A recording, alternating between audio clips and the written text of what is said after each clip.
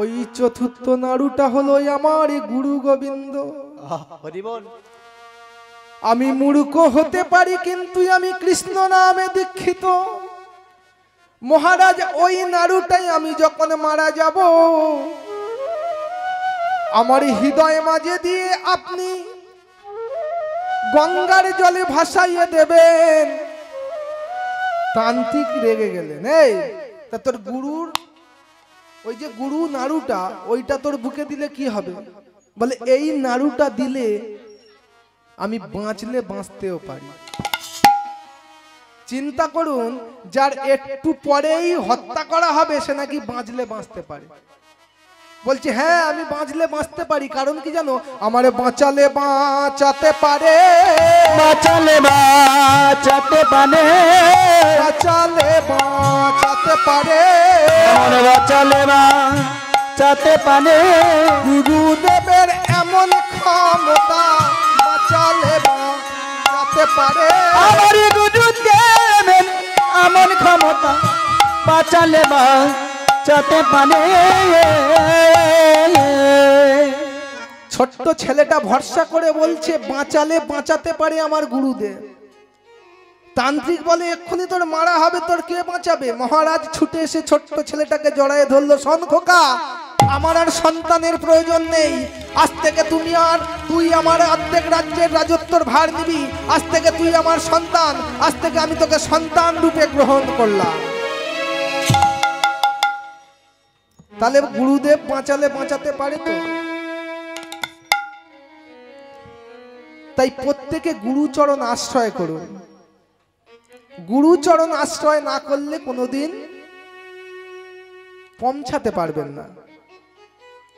রামকৃষ্ণ পরমহংসদেব নরেনকে জিজ্ঞাসা করেছিল, নরেন ওই দূরে দেখতে পাচ্ছিস, কি দেখা যাচ্ছে বলতো? বলছে কেন গুরুদেব? একটি ডিঙি নৌকা। তা বলছে এই ডিঙি নৌকায় করে যদি তুই হাওড়া ব্রিজ থেকে বালির ব্রিজে যাস কতক্ষণ লাগবে? তা বলছে ডিঙি নৌকা তো চালাতে সময় লাগবে, তা মনে করুন কমপক্ষে 1 ঘন্টা লাগবে।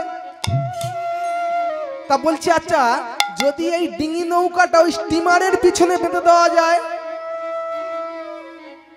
বুঝতে পারছেন তো, ইঞ্জিন চালিত নৌকা যদি ওর পিছনে বেঁধে দেওয়া যায় কি হবে? বলছে কেন? স্টিমার যখন পৌঁছাবে, যদি 10 মিনিটের মধ্যে পৌঁছায়, তাহলে নৌকাও চলে যাবে 10 মিনিটে। তাহলে গুরু হলেন স্টিমার আর শিষ্য হলেন ডিঙি নৌকা। যদি মনে করি আমরা নিজেরা বেয়ে বেয়ে যাব, তাহলে এ জন্ম কেন, আরো 2-4 জন্ম চলে যাবে।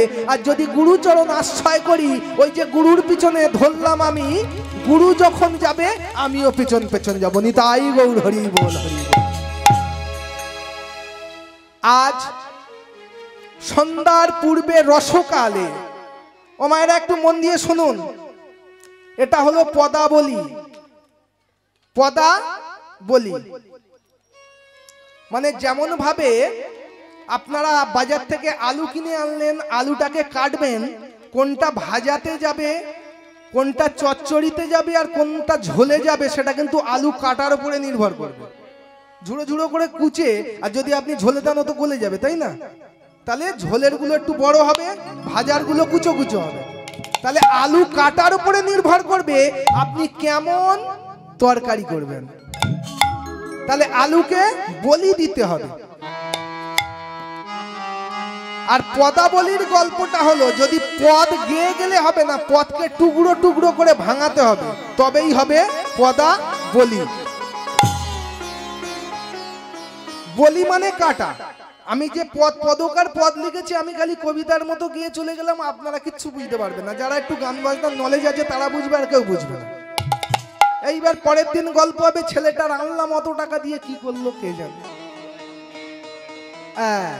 এই জন্য আপনাদেরকে মন দিয়ে শুনতে হবে, আর আমি চেষ্টা করব যতটুকু পারি ভাঙিয়ে যাওয়ার জন্য।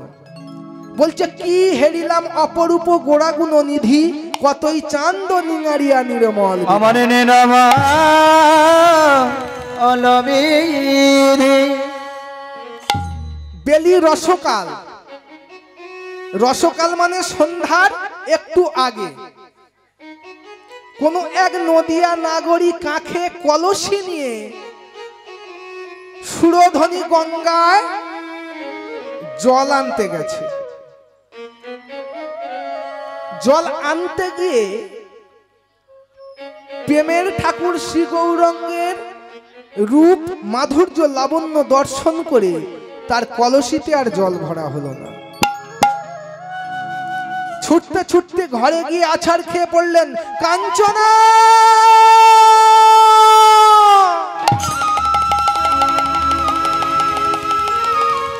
কাঞ্চনা কাঞ্চনা।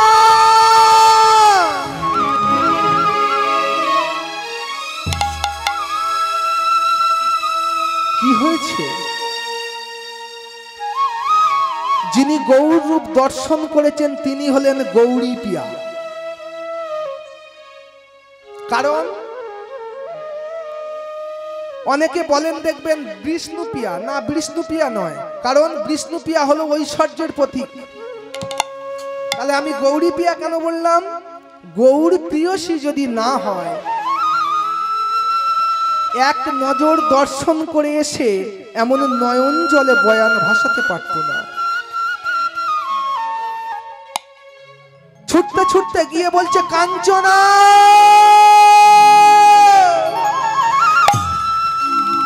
কি হয়েছে সখী? তুই এমন পাগলের মতো ছুটে এলি কেন? গৌরী পিয়া বলছে, সখী এই সখী, আমি সন্ধ্যার পূর্বে রসকালে সুরধনী গঙ্গায় গিয়েছিলাম কলসি নিয়ে জল ভরার জন্য। কিন্তু সখী এমন একজন রূপের মানুষকে দর্শন করলাম, দর্শন করিলাম, সেই রূপের মানুষকে দর্শন করে আমার বলতে যা কিছু ছিল জীবন যৌবন মন প্রাণ সব সেই সুপুরুষের চরণে অর্পণ হয়ে গেল। অর্পণ হয়ে গেল। বল না সখী, বল না এখন আমি কি করি? কাঞ্চনা বলছে, সখী তুই এমন রূপের মানুষকে দেখলি যে তোর মন প্রাণ সেই পুরুষের চরণে অর্পণ হয়ে গেল। বলছে, সখী হ্যাঁ, আমি যে রূপের মানুষকে দেখলাম। বল দেখি তার রূপের কথা। বলছে, শুনবি? ও গয়ুগার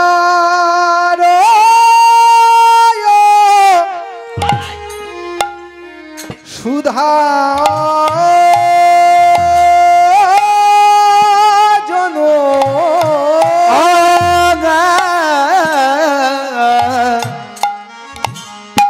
গানিয়া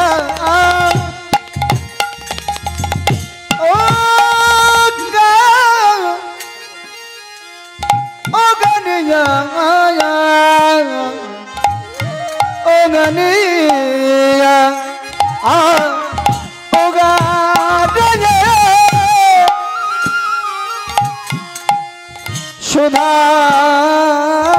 জন আমার গোরা মুখের হাসি গো অবয় গারিয়া সুধা জন আমার গোরা মুখ হাসি হাসি গো। বলছে, সখী উগার ওই সুধাজন। উগার মানে বোঝেন তো মায়েরা? উদ্গার করা বা বমন করা, যেটা গদা বাংলায় বলি বমি করা, এটাকে বলা হয় উগারই। বলছে, উগারই সুধাজন, আমি যে রূপের মানুষকে দর্শন করে এলাম, সে যদি উদ্গার করে বা বমি করে মনে হয় কত সুধা রাশি ঝরছে। তবে আমাদের মতো এই চাল ডাল ভাত বাড়াবে না। উদ্গার বা বমিটা করছে কে? গৌর সুন্দর। তা গৌর সুন্দর বমি করছে, বমন করছে বা উদ্গার করছে, কি করছে? হরি নামের উদ্গার করছে। ওই যে বধন ভরে সুরধ্বনি গঙ্গার তীরে হরিনাম গাইছে, আর গৌরী পিয়া দর্শন করে এসে বলছে উগারই সুদাজনু গোড়া মুখের হাসি। সখী হাসলে মনে হয় যেন সুধা জড়ছে, আবার বলছে তা নয় তা নয় তা নাই তা নয়, শুধু হাসি নয় হাসি নয়, সে যে হাসি নয় হাসি নয়, সে যে হাসি নয় হাসি নয়, হাসি নয় হাসি নয়, সে যে হাসি নয় হাসি নয়। আচ্ছা পিয়া, তুই এই বলছিস সুধা ঝরছে, আবার বলছি হাসি নয় হাসি নয়, তাহলে কি? বলে কুলবধূর গলায় হাসি নয় হাসি নয়, কুলবধূর গলায় হাসি নয় হাসি নয় হাসি নয়, বধুর গলায় ফাঁসি দেওয়া হাসি নয় হাসি নয়, কুলবধূর গলায় ফাঁসি দেওয়া হাসি নয় হাসি নয়, বধুর গলায় ফাঁসি দেওয়া হাসি নয় হাসি নয়, কুলবধূর গলায় হাসি নয় হাসি নয় হাসি নয়। উগারই সুদাজনু গোড়া মুখের হাসি। আর পর কি দেখলি? ওগো নিরখিতে গৌরাঙ্গেরু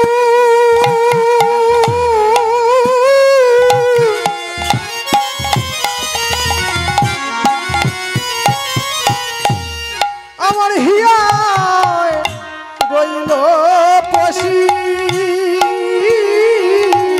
আবার নিরখিতে হিয়ার মাঝে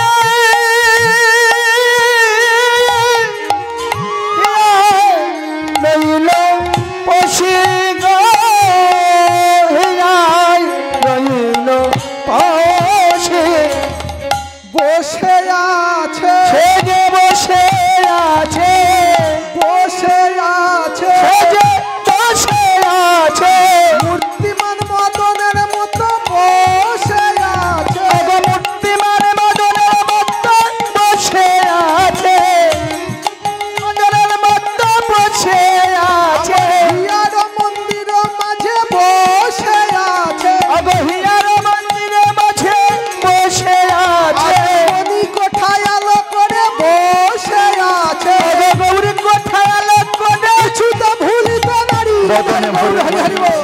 বলে হরি বলে হরি হরি হরি, বদন ভরে হরি বলে কৃষি কথা আলো, বদন ভরে হরি বলে কৃষি কথা, বদন ভরে হরি বলে বসে আছে, সে যে বসে আছে নিরখিতে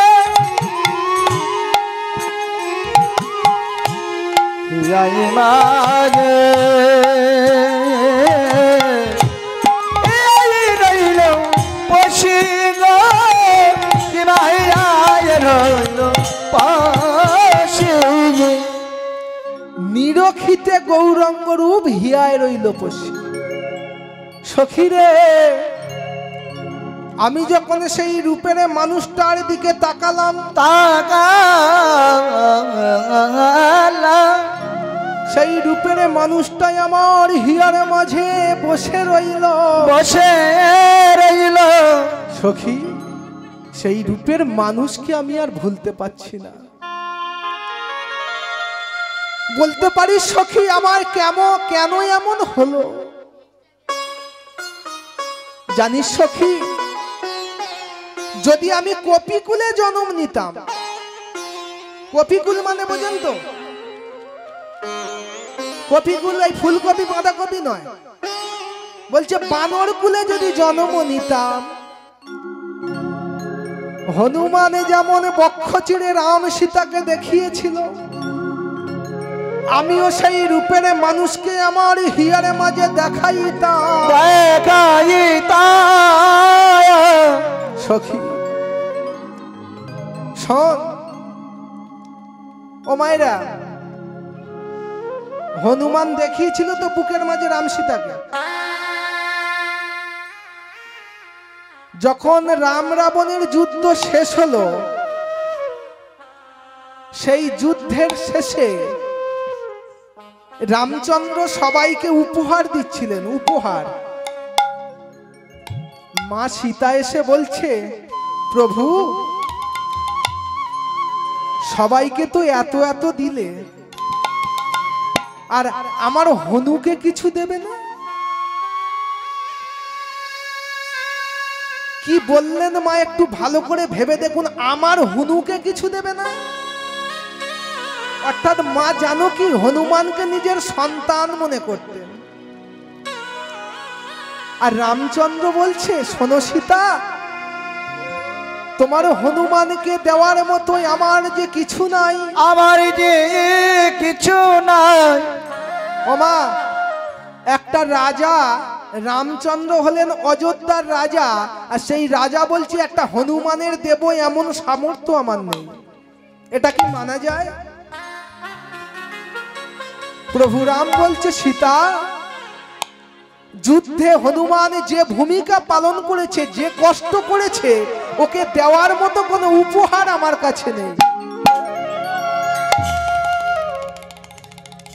তখন মা সীতা গলা থেকে গজমতির হাড় খুলে নিয়ে হনুমানের গলায় পরাইয়ে দিল।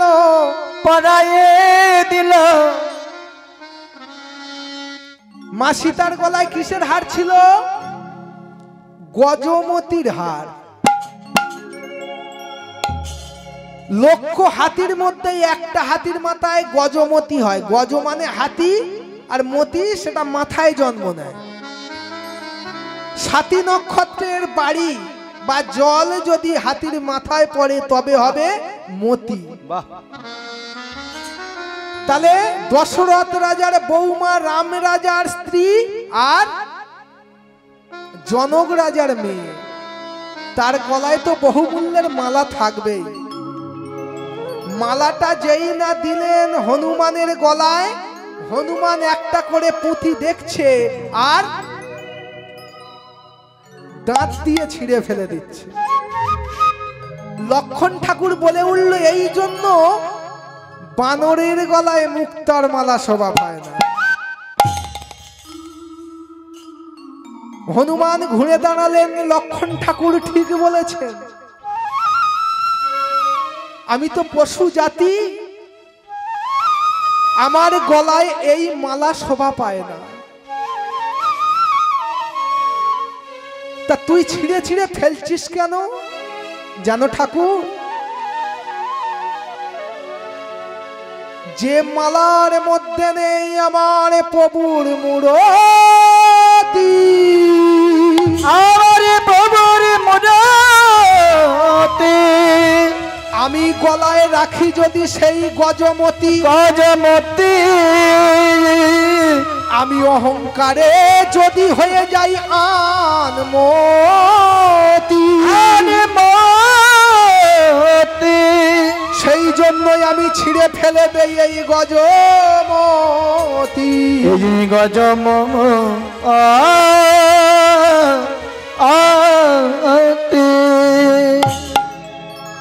আমার গলায় যে বহুমূল্যের গজমতি, যার মধ্যে নেই আমার প্রভু রামের মূরতি, সেই বহুমূল্যের গজমতি আমার গলায় থাকলে আমি যদি অহংকারে হয়ে যাই আনমতি, সেই জন্য আমি ছিঁড়ে ফেলে দিচ্ছি এই গজমতি। হ্যাঁ রে, সব জায়গায় কি তোর প্রভুর মূরতি থাকবে? বলে কেন থাকবে না, কেন থাকবে না? আকাশে বাতাসে সব জায়গায় আমার প্রভু। তোর মধ্যে আছে? বলে হ্যাঁ আছে। বলে তাহলে দেখা দেখি তোর মধ্যে কি আছে। হনুমান করজোড় করে বলছে, হে প্রভু রাম, আমি যে আমার বক্ষটাকে ক্ষত বিক্ষত করব, আমি তো ছটপট করতে করতে মারা যাব, তাতে তো আমার কোনো দুঃখ নাই, আমার কোনো দুঃখ নাই। কিন্তু আমার হিয়ার মাঝে যদি তোমার ওই যুগল মূরতি আমি না দেখাতে পারি, এই জগতে সবাই তোমায় বলে ভক্তাদিনী ভগবান। আমি যদি মারা যাই, কেউ তোমাকে আর ভক্তাদিন ভগবান বলবে না। বলবে কি? যে ভক্তকে বাঁচাতে পারে না সে আবার কেমন ভগবান? হাঁটু ঘেরে বসে জয় শ্রী রাম বলে যাই না বক্ষটা ফাড়লেন, কি দেখছেন? দেখে রাম সীতা দাঁড়ায়ে আছে আমার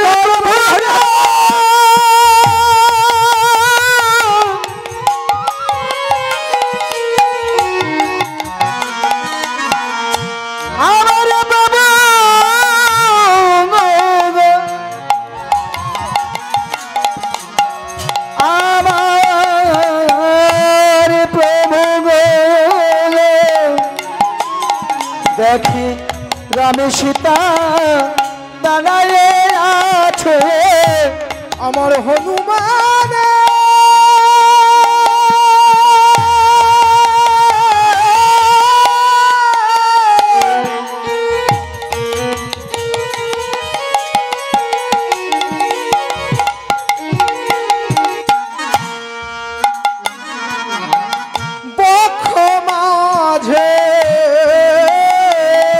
দেখে রাম সীতা দাঁড়ায়ে আছে হনুমানে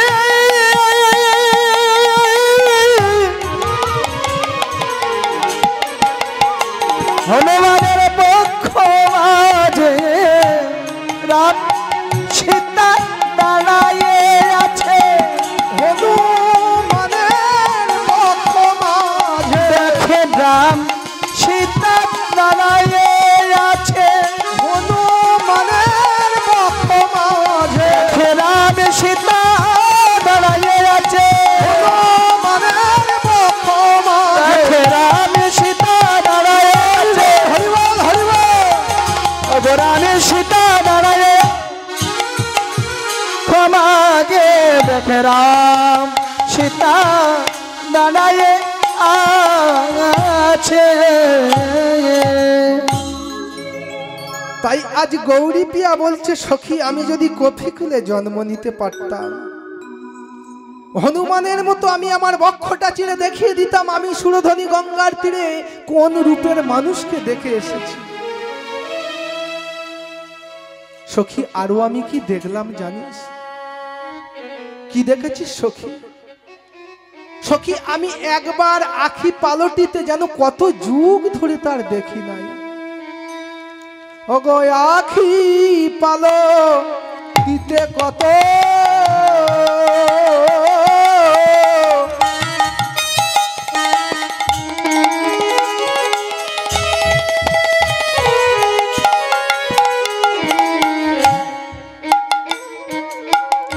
কত যুগ হেন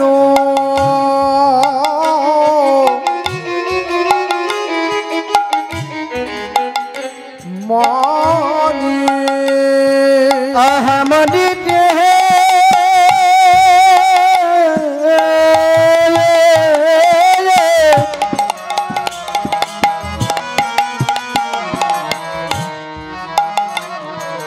হিমায় আখি পালো কিতে কত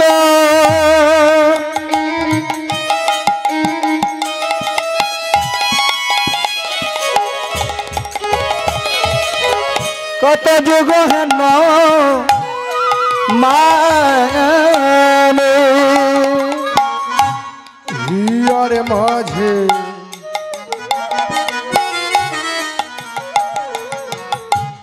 গাতি থব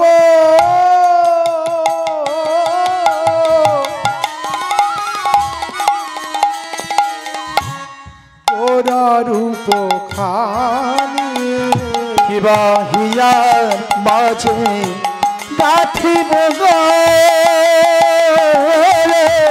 গোনা মুখ রে আমি কিছুতে ছা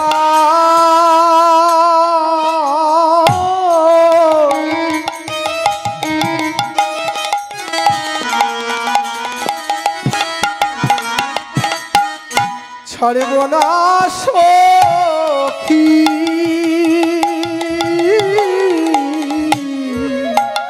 আমে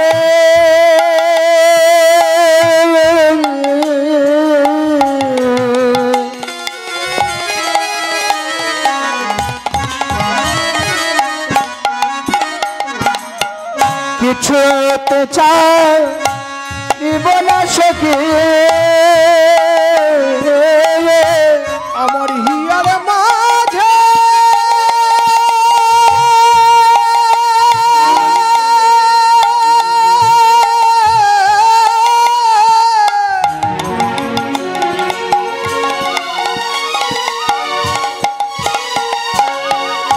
আমি ধরে রাখব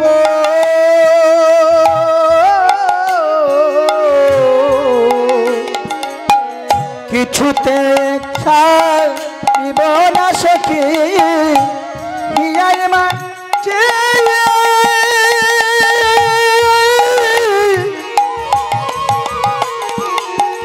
আমি ধরে রাখিব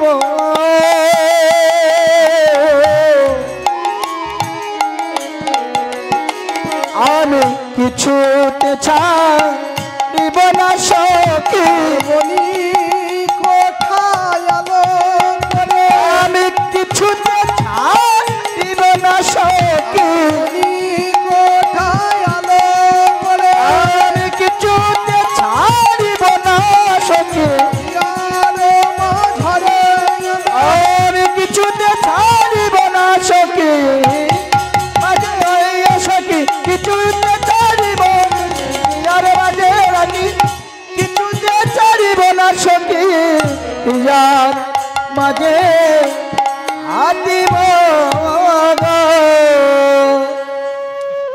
বলছে আখি পালটিতে কত যুগ হেন মানে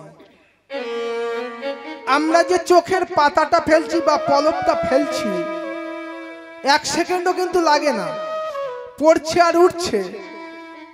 গৌরপিয়া বলছে সখী আমি যে রূপের মানুষটাকে দেখে এসেছি একবার চোখের পাতা ফেলতে যতটুকু সময় লাগে মনে হয় কত যুগ সেই রূপের মানুষকে দেখি নাই। আখি পালটিতে কত যুগ হেন মানি হিয়ার মাঝে গাঁতি থব। আমি যদি সেই রূপের মানুষকে দেখতে পাই আমি হিয়ার মাঝে গাঁতি থব সেই গোড়া রূপ গোরর পাখানে মম অভিলাষ ক্ষমা নাহি হয় ও গোবিন্দ দাসে কহে কি কহব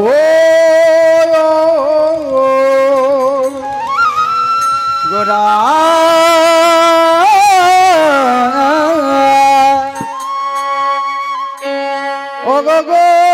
গোবিন্দ দাসে